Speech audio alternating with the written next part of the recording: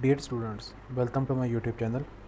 In today's lecture, we are going to discuss the introduction to high voltage engineering. In the high voltage engineering, we will study over voltages in the power system, and then we are going to discuss the insulation coordination.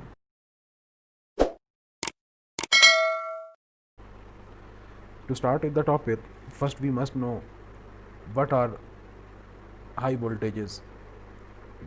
So there are different definitions of high voltages. First definition is voltages which are high enough to cause a spark in the air.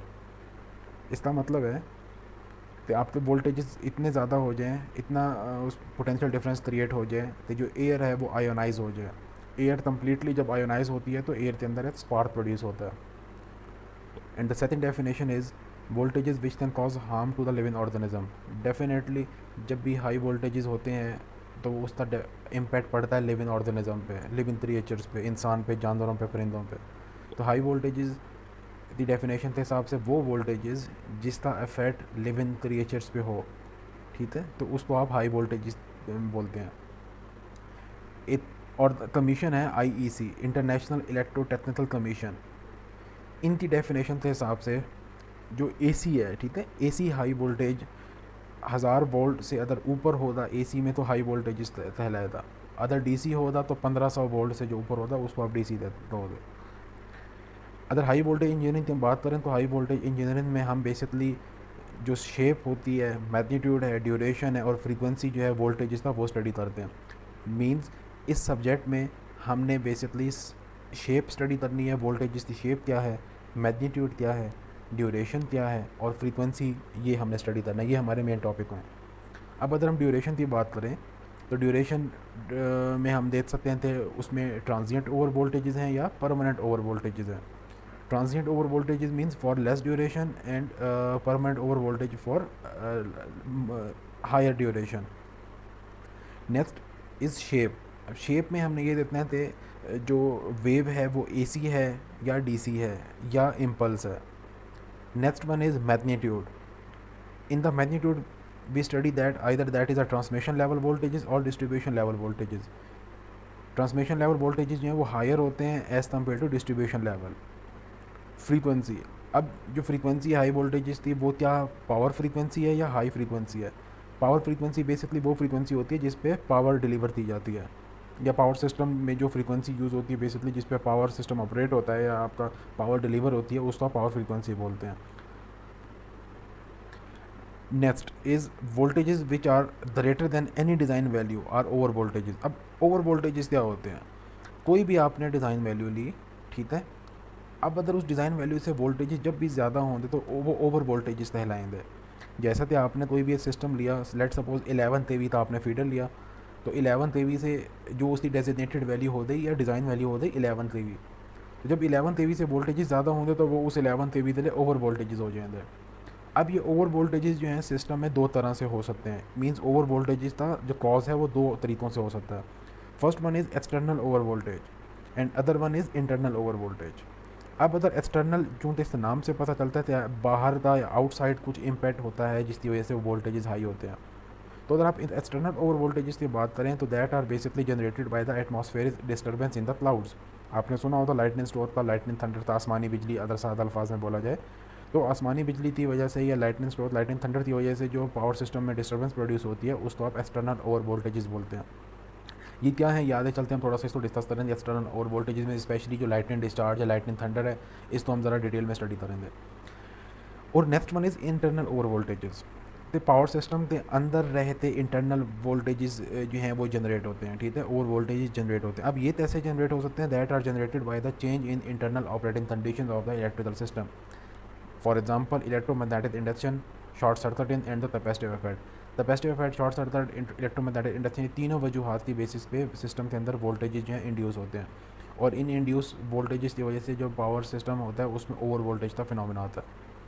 अब external over voltages में हमने जो lightning thunder, lightning store जो हमने पढ़ा, हम इस थोड़ा सा मजीद डिस्कस करते हैं. That is lightning discharge. अब लाइटनिंग डिस्चार्ज क्या चीज़ है. It is basically an electric discharge in the form of spark which originate from the charge clouds. अब ionosphere which is above mesosphere contain positive ion and negative ion that then also reflect down the radio waves. अब इसका मतलब basically ये है कि जो charge cloud, सबसे पहले तो आपको ये पता होना चाहिए तो ये चार्ज क्लाउड क्या होते हैं। चार्ज क्लाउड बेसिकली जब बारिश होने वाली हो, ठीक है, उस बारिश के टाइम पे जो क्लाउड्स होते हैं, जो डेंस क्लाउड्स होते हैं, उनको बेसिकली आप चार्ज क्लाउड्स बोलते हैं। अब ये चार्ज क्लाउड्स बनते थे ऐसे नॉर्मली, जो जिस तरह यहाँ पे बताया हुआ है, तो मीजोस्फेयर में पॉजिटिव और नेगेटिव चार्जेस होते हैं, ठीक है। मीन जो क्लाउड्स में ये चार्जेस होते हैं, और वो चार्जेस की वजह से बेसिकली ये तो चार्जेस प्रोड्यूस क्यों होते हैं, because of the temperature gradient. जैसे कि मैंने यहाँ पे बताया हुआ है, इन क्लाउडी और thunderstorm day due to temperature gradient static charges are form in the clouds. Exactly normal बादलों में, नॉर्मल क्लाउड्स में ऐसा फिनोमेना नहीं होता। जिन बादलों में बारिश बरसानी होती है, उन बादलों में, उन क्लाउड्स में ये फिनोमेना जो है वो ओरिजिनेट होता है। बेसिकली उन क्लाउड्स का जो टेम्परेचर होता है वो उसमें काफ़ी ज़्यादा डिफरेंस होता है, ठीक है, काफ़ी टेम्परेचर ग्रेडियंट प्रोड्यूस होता है।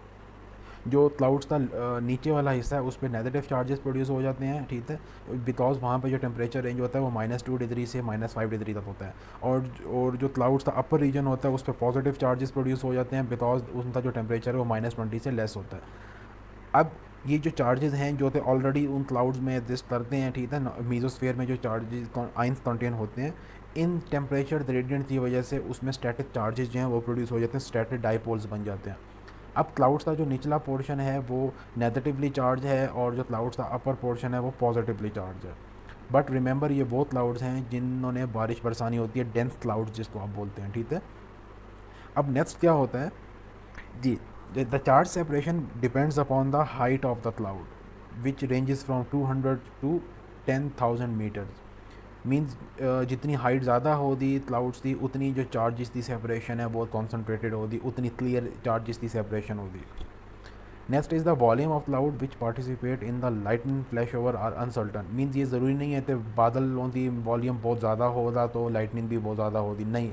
इस तरह ऐसा बादलों से या क्लाउड्स के वॉल्यूम के साथ लाइटनिंग फ्लैश ओवर का कोई लिंक नहीं है। हाँ, एक चीज़ इसमें जो ज़रूरी है, that the charge inside the cloud may be as high as 1 to 100 coulombs. Definitely जो क्लाउड्स के अंदर जो चार्ज होता है, ठीक है, वो 1 से 100 कूलम तक वेरी कर सकता है। अब 1 से 100 कूलम तक के लिए लाजमी नहीं है कि बादलों का वॉल्यूम ज़्यादा हो, थोड़े वॉल्यूम के क्लाउड्स में भी इतना ज़्यादा चार्ज जो है वो वेरी कर सकता है। अब नेक्स्ट जो है, चूँकि उनमें पोल्स बने हैं, ठीक है, उसमें स्टैटिक चार्जेस प्रोड्यूस हुए हैं। अब डेफिनेटली बात है उसमें कुछ ना कुछ पोटेंशियल ग्रेडियंट भी होगा, वोल्टेज ग्रेडियंट भी होगा, ठीक है। तो अब जो क्लाउड्स में have a potential as high as 107 to 108 volt with a gradient, with a feed gradient ranging from 100 volt per centimetre. Means 1 centimetre के अंदर 100 वोल्ट तक का ग्रेडियंट प्रोड्यूस हो सकता है within the cloud to as high as 10 kV per centimetre at initial discharge point. अब इसका कहने का मकसद ये है कि क्लाउड्स के अंदर चूँकि पोलैरिटीज़ प्रोड्यूस हो चुकी हैं, ठीक है, तो उस वजह से जो उनका ग्रेडियंट है वो 100 वोल्ट पर सेंटीमीटर तक नॉर्मल कंडीशन में होता है, इससे ज़्यादा भी हो सकता है। लेकिन जब भी डिस्चार्ज पॉइंट होता, मीन्स वो वाला पॉइंट जहाँ पे आसमानी बिजली ने ज़मीन की तरफ गिरना होता, तो वहाँ पे जो पोटेंशियल ग्रेडियंट है वो 10 kV पर सेंटीमीटर तक राइज कर सकता है। डिस्चार्ज पॉइंट वो पॉइंट होता है जहाँ से आसमानी बिजली ने ज़मीन की तरफ मूव करना होता है, और ज़मीन के अंदर जो स्टैटिक चार्जेस हैं उनको न्यूट्रलाइज करता है, ठीक है। अब अगर हम एनर्जी की बात करें, इन चार्ज क्लाउड्स में जो एनर्जी स्टोर होती है अगर हम उसकी बात करें, तो that is as high as 250 kilowatt hours, ठीक है। एंड द करंट, जो अगर आप करंट की बात करते हैं तो करंट बेसिकली 1000 एम्पेयर से 200,000 एम्पेयर्स तक का करंट जो है वो प्रोड्यूस हो सकता है at the time of discharge. That is a very huge amount of current, जो कि किसी भी लिविंग ऑर्गेनिज्म या किसी भी पावर सिस्टम को डैमेज करने के लिए is more than enough. And जिस स्पीड से ये डिस्चार्ज ज़मीन की तरफ आता है, ठीक है, that is basically 10% of the speed of light. And you all know what is the value of speed of light, 3 × 10⁻⁸ metre per second. Means 3 × 10⁻⁸ metre per second का 10th हिस्सा जो थे ऑल स्पीड ऑफ साउंड से ज़्यादा होता है, ठीक है। अगर आप इसे 10% निकालें तो वो definitely that will be more than the speed of sound. So इसलिए हमें लाइटनिंग स्ट्रोक जो है वो पहले नज़र आती है, और लाइटनिंग की जो थंडर की आवाज़ होती है वो बाद में नज़र आती है। आप इसको कभी नोट कीजिएगा। Next is the maximum gradient reach at the ground level due to charge cloud may be as high as 300 volt per centimetre. So here it tells that जो मैक्सिमम ग्रेडियंट होता है ग्राउंड लेवल पे, जो gradient produce होता है वो 300 volt per centimetre तक जा सकता है। और अगर नॉर्मल फेयर कंडीशंस हों, मींस सनी डे हो लेकिन क्लाउड्स हों, या नॉर्मल कंडीशन हो मींस फेयर वेदर हो, तो उसमें ये ग्रेडियंट जो है वो रिड्यूस हो जाता है और वो 1 वोल्ट पर सेंटीमीटर। अब आप यहाँ पे देख सकते हैं कि चार्ज क्लाउड मैंने आपको जैसे बताया है, चार्ज क्लाउड तब ही होंगे जब उसका टेम्परेचर जो है वो बहुत डिक्रीज़ हो जाता, टेम्परेचर ग्रेडियंट प्रोड्यूस होता। और वो तभी प्रोड्यूस होता जब बादलों ने बारिश बरसानी होती, या जिन बादलों की वजह से रेन प्रोड्यूस होती उनका टेम्परेचर ग्रेडियंट लेस होता। जिनका नॉर्मल सनी डे के अंदर जो क्लाउड्स होते हैं उन्होंने चूँकि बारिश नहीं बरसानी होती, तो वहाँ पे ग्रेडियंट कम होता है, और उस ग्रेडियंट कम होने की वजह से यहाँ पे वैल्यू लिखी हुई है 1 वोल्ट पर सेंटीमीटर।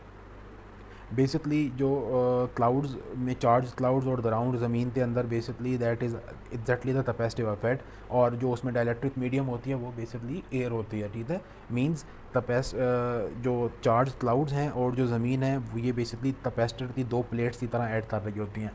जैसे तो मैंने आपको बताया कि क्लाउड्स का जो लोअर पोर्शन होता है that is concentrated with the negative charge, ठीक है।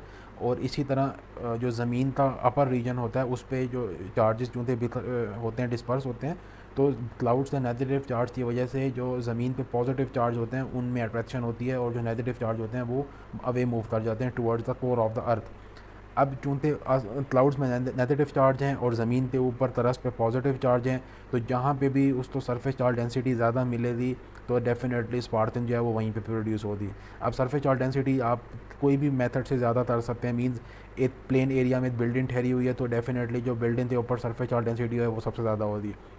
एक रिवर, एक पानी का जो रिवर है, ठीक है, दरिया है, दरिया के अंदर एक बोट है, एक कश्ती है, तो डेफिनेटली उस कश्ती के ऊपर जो सरफेस चार्ज डेंसिटी है वो ज़्यादा होगी। एक स्टेडियम के अंदर, एक बड़े से ग्राउंड के अंदर एक बंदा ठहरा हुआ है, तो डेफिनेटली उस बंदे के ऊपर सरफेस चार्ज डेंसिटी सबसे ज़्यादा होगी।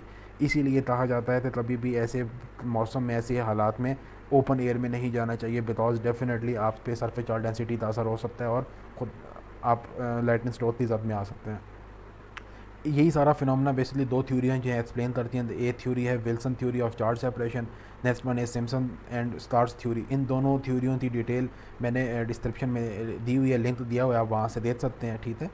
अब यहाँ पे भी देखते हैं डायग्राम है, इसमें आपको थोड़ा सा ब्रीफ करने की कोशिश की गई है। तो ये देख लें आप, जो lower end of the clouds इसमें नेगेटिवली चार्ज हैं, और ये अपर एंड है चूँकि यहाँ पे टेम्परेचर ग्रेडियंट आप देख सकते हैं -20 डिग्री है, तो यहाँ पे पॉजिटिवली चार्ज जो हैं वो प्रोड्यूस हो चुके हैं। इसी तरह जो ज़मीन होती, ज़मीन के ऊपर पॉजिटिव चार्जेस होंगे और जो नेगेटिव चार्ज हैं वो टुवर्ड्स द कोर मूव कर जाएंगे। तो जैसे ही एयर आती है, ठीक है, हवा चलने की वजह से ये जो चार्जेस हैं वो सेपरेट आउट हो जाते हैं और इसमें कंप्लीट डाइपोल जो है वो बन जाता है। नेक्स्ट अगर हम बात करते हैं इंसुलेशन कोऑर्डिनेशन की, तो इंसुलेशन कोऑर्डिनेशन की डेफिनेशन बेसिकली ये है कि the process of bringing up the insulation strength of electrical equipment to a proper relation with the expected over voltages to obtain minimum risk of failure. Basically आपको ये पता होना चाहिए कि आपका जो वोल्टेजेस हैं, जो आपका जो पावर सिस्टम है उसमें वोल्टेजेस कितने होंगे, नॉर्मल कंडीशन में कितने होंगे, और वोल्टेज नॉर्मल से कितने ज़्यादा जा सकते हैं। तो जितने वोल्टेजेस आपको एक्सपेक्टेड हैं तो वोल्टेजेस ज़्यादा हो सकते हैं, तो आपने इंसुलेशन की स्ट्रेंथ उस हिसाब से डिज़ाइन करनी है। इससे ये होगा कि आपको रिस्क ऑफ फेलियर कम से कम होगा और आपका जो सिस्टम है वो रिलायबल होगा। जैसा कि अगर आपको ये पता हो तो डिस्ट्रीब्यूशन और ट्रांसमिशन लेवल पे जो वोल्टेजेस हैं उसमें वेरिएशन होती है, 5 से 15% तक की वेरिएशन आप कर सकते हैं, ठीक है। मींस अगर आप डिस्ट्रीब्यूशन लेवल पे 220 वोल्ट्स हैं तो उसमें 5% की वेरिएशन आप कर सकते हैं, या 10% की वेरिएशन एक्सेप्टेबल रेंज में आती है। तो आपने जो इंसुलेशन डिज़ाइन करनी है तो वो उसी की हायर परसेंटेज तो देख के आपने डिज़ाइन करनी है। तो इससे क्या होता है, आपका रिस्क ऑफ फेलियर या फॉल्ट्स का जो इशू है, इंसुलेशन फेलियर का जो इशू है, वो कम से कम उसमें रिस्क एक्सपोज होगा। अच्छा, नेक्स्ट इस दी अदर टर्म डेफिनेशन देते हैं, that is the selection of electrical strength of equipment in a relation to the voltages which than appear on the system for which the equipment is design. Exactly वही वाली बात है, आपको ये पता होना चाहिए कि वोल्टेजेस कितने हैं, एक सिस्टम में कितने वोल्टेजेस के लिए डिज़ाइन किया हुआ है और उसमें कितने एक्सपेक्टेड ओवर वोल्टेजेस हो सकते हैं, तो आपने उसी हिसाब से इंसुलेशन को डिज़ाइन करना है। और लाजमी बात है कि जो इंसुलेशन की जो प्रोटेक्टिव डिवाइसेस होते हैं उनकी इंसुलेशन स्ट्रेंथ बेसिकली ज़्यादा होती है, कम होती है एज़ कम्पेयर टू वो इक्विपमेंट जिनको आपने प्रोटेक्ट करना है, ठीक है। यही चीज़ यहाँ दराफ में शो होती है, आप देख सकते हैं ये वोल्टेज टाइम दराफ है। इसमें आपके पास दो दराफ्स हैं, एक बी है और एक ए है। अगर हम यहाँ पे देखते हैं current curve A is the volt time graph of protective device, and तरफ B is the volt time graph of equipment to be protected. Mean जिस दी आपने प्रोटेक्शन करनी है, जिस डिवाइस की प्रोटेक्शन करनी है, तो उसकी इंसुलेशन स्ट्रेंथ ज़्यादा होनी चाहिए, और जो डिवाइस आप यूज़ कर रहे हैं फॉर द प्रोटेक्शन पर्पज़ उसकी इंसुलेशन कम होनी चाहिए। इसी तरह ही बी ए वाली जो डिवाइस है, बी डिवाइस, ये सेफ़ रहेगी। अगर ए ऊपर चला जाता है तो इसका मतलब ये है कि प्रोटेक्टिव ओवर वोल्टेज के लिए जो डिवाइस है वो पहले डैमेज हो जाएगी, और जो आपकी प्रोटेक्टिव डिवाइसेस हैं, ठीक है, वो उसकी रेंज हायर होगी, लेकिन इक्विपमेंट जो है पहले ही डैमेज हो जाएगा। अच्छा, नेक्स्ट कुछ इंपॉर्टेंट टर्मिनोलॉजीज़ हैं इंसुलेशन कोऑर्डिनेशन के हवाले से, उनको हम ज़रा देखते हैं। नॉमिनल सिस्टम वोल्टेज, ये nominal system voltage basically RMS phase two phase voltages होते हैं by which the system is designated. ठीक है, मीन एक सिस्टम को आपने जिस तरह डेजिग्नेट करते हैं, ठीक है, जिस तरह आप बोलते हैं कि 220 तेवी का सिस्टम है, 132 तेवी का सिस्टम है, 11 तेवी का सिस्टम है, तो basically 11 kV, 132 kV, 220 kV, that are basically the nominal system voltage, and the system is designated by the voltage value. ठीक है, अब मैक्सिमम सिस्टम वोल्टेज, ये वो मैक्सिमम वैल्यू है फेस टू फेस वोल्टेजेस का जो सिस्टम में आ सकते हैं। जैसे कि मैंने आपको बताया, ट्रांसमिशन में, डिस्ट्रीब्यूशन में 5 से 15% तक की वेरिएशन पॉसिबल है। मीन्स ये तो सिस्टम 500 के वी के लिए है, तो उसमें 10% तक की वेरिएशन पॉसिबल है एट बोथ एंड्स। 550 तक भी जा सकता है और 450 तक भी वोल्टेजेस आ सकती हैं। तो हमने हायर एंड पे देखना है, और हायर एंड पे जो वोल्टेजेस होते हैं उनको आप मैक्सिमम सिस्टम वोल्टेज बोलते हैं। Now the factor of earthing, this is basically the ratio of highest RMS phase to earth power frequency voltage on a phase during an earth fault to RMS phase to phase power frequency voltage which will be obtained at the selected location without fault। ये basically दो voltages का, दो RMS phase two phase और दो phase to earth voltages का ये ratio है, with fault and without fault. Mean एक फॉल्ट आने पे कितने वोल्टेजेस थे और विदाउट फॉल्ट उस पॉइंट पे कितने वोल्टेजेस हैं, इनकी रेशो है, और ये रेशो जो है वो फैक्टर ऑफ अर्थिंग कहलाती है। अब नेक्स्ट जो हमारे पास इफेक्टिवली अर्थ सिस्टम, एक सिस्टम इफेक्टिवली अर्थ तब होगा जब उसकी इंसुलेशन या अर्थिंग फैक्टर 80% से एक्सीड ना करे। ठीक है, a system is said to be effectively earth if the factor of earthing does not exceed 80%, and the factor of earthing is 100% for an isolated neutral system.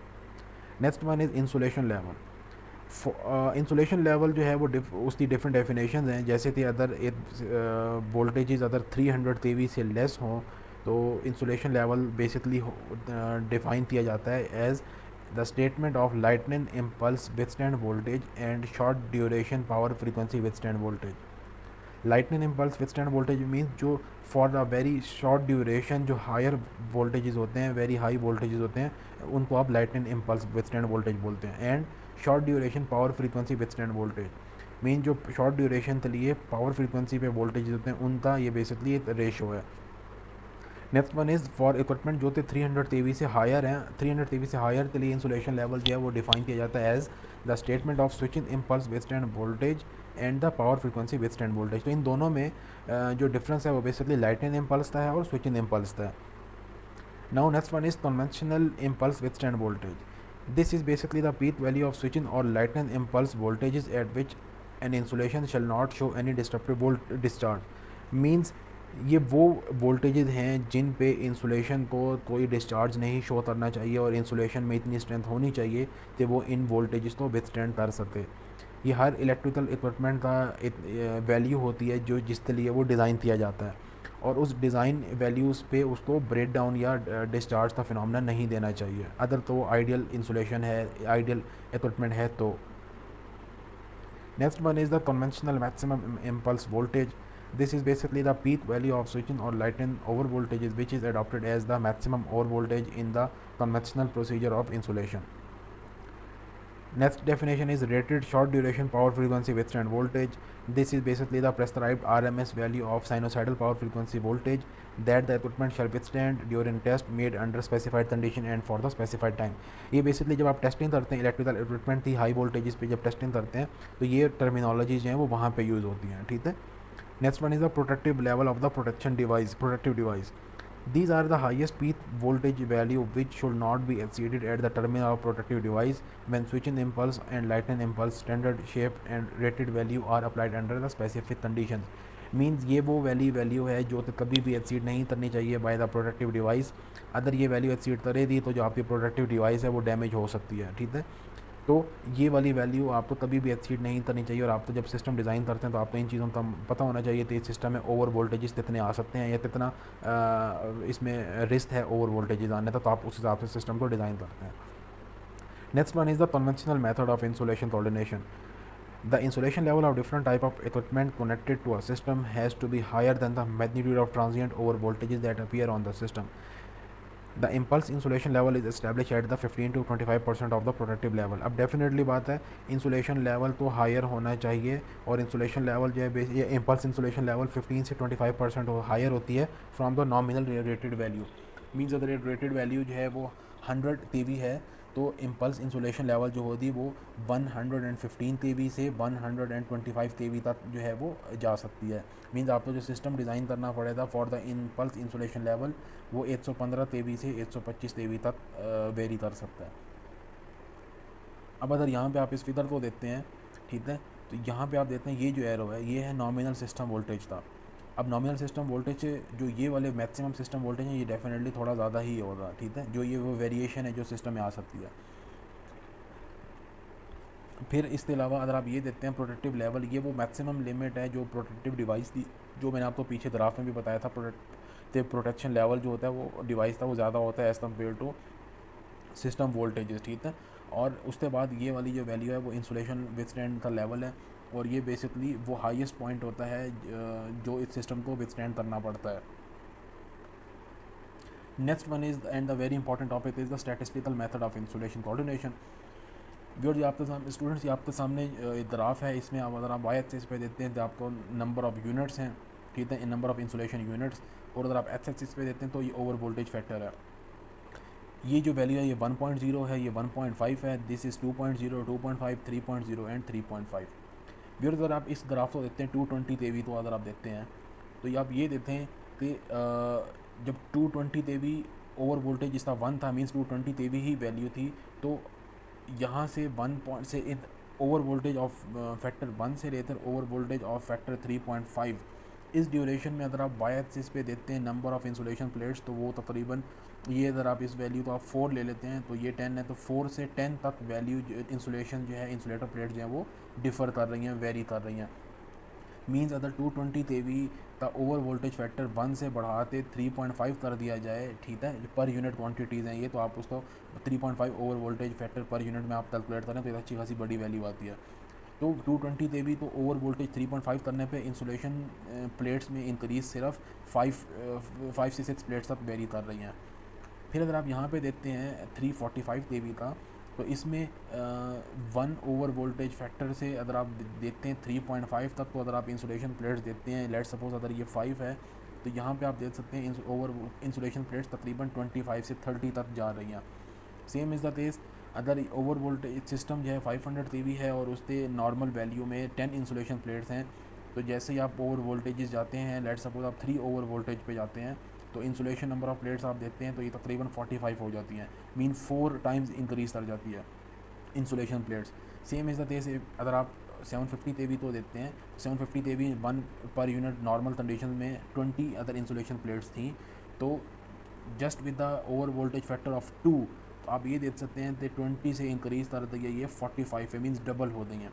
तो students ये basically आपको बताने का मकसद ये था कि 220 kV में इंसुलेशन प्लेट्स चूँकि कम यूज़ होती हैं, total number of insulation plates या इंसुलेशन यूनिट्स जो हैं वो कम यूज़ होती हैं, तो आप 220 के लिए ओवर वोल्टेज का जो फैक्टर है वो 2.5 या 2 से लेते 3.5 तक आप चेंज कर सकते हैं इन, ठीक है, dependent upon your required conditions.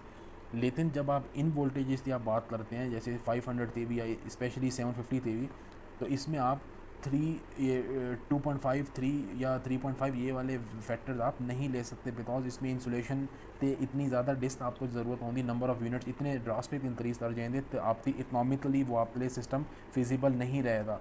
तो 750 के लिए जो ओवर वोल्टेज फैक्टर है वो बेसिकली आप यहाँ पे देख भी सकते हैं तो 750 के लिए ओवर वोल्टेज फैक्टर जो है वो 1.5 से 2 तक के लिए डिज़ाइन किया जाता है, ठीक है। तो 750 तेवी के लिए 1.5 से 2 ओवर वोल्टेज फैक्टर भी अच्छा खासा ज़्यादा है, लेकिन स्टिल आपको ये करना पड़ता है सिस्टम के लिए, बिकॉज सिस्टम में ओवर वोल्टेजेस आ सकते हैं, और उस ओवर वोल्टेज को टैकल करने के लिए आपके पास जो इंसुलेशन के यूनिट्स हैं वो आपको फिर डबल करने पड़ेंगे, जो थे आपको यहाँ पे भी नज़र आ रहा है। तो basically statistical method of insulation coordination का मतलब ये है कि जैसे आपने वोल्टेज लेवल को देखना है, वोल्टेज लेवल कितने हैं, उसके हिसाब से आपको नंबर ऑफ इंसुलेशन यूनिट जो हैं वो डिज़ाइन करनी है और वो माउंट करनी है ऑन द सिस्टम। यही चीज़ यहाँ पे भी मैंने मेंशन की है, the increase in the number of disc unit is only slight for 220 kV system, exactly what I have explained you in this graph. The voltage 1 से 3.5 जा रही है, लेकिन इंसुलेशन प्लेट्स अगर आप देखते हैं तो वो सिर्फ 5 से 6 इंक्रीज़ हो रही हैं, with the increase in over voltage from 2 से 3.5, but there is a rapid increase in 750 kV system. Exactly यही चीज़ें मैं आपको यहाँ पे बता चुका हूँ। तो स्टूडेंट्स ये था आज का हमारा टॉपिक, इसमें हमने ओवर वोल्टेजेस को स्टडी किया, external internal over voltage, lightning के फिनोमेना तो हमने डिस्कस किया, तो लाइटनिंग कैसे होती है, लाइटनिंग डिस्चार्ज कैसे होता है, आसमानी बिजली कैसे प्रोड्यूस होती है, ठीक है, ये हमने डिस्कस किया। और इन द एंड हमने इंसुलेशन कोऑर्डिनेशन को डिस्कस किया थी, इंसुलेशन कोऑर्डिनेशन क्या होती है, कुछ इंपॉर्टेंट टर्मिनोलॉजीज डिस्कस किए। फिर इन द एंड हमने statistical method of insulation coordination को डिटेल में डिस्कस किया। तो मैं उम्मीद करता हूँ मेरी आज तक ये आपको लेक्चर समझ आया होगा। अगर आपका कोई क्वेश्चन है तो आप डेफिनेटली मुझसे कमेंट्स में ज़रूर पूछें।